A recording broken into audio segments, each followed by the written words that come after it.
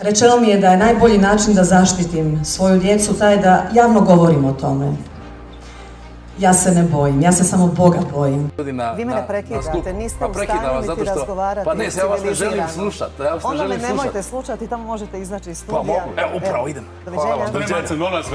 Da Hrvatska televizija radi svoj posao, onda bi DORH bio primoran raditi svoj posao. A da DORH radi svoj posao, vi gospodo iz vladajućih struktura ne biste bili na svojim pozicijama, nego vjerojatno lišeni slobode zbog kriminala i korupcije. Ja o tome šutjeti neću. Neće ovaj svijet uništiti oni zločesti, nego će oni dobri koji to gledaju, a ništa ne poduzimaju. Zato smo osnovali stranku i odlučni smo u tome što nudimo i nemamo straha.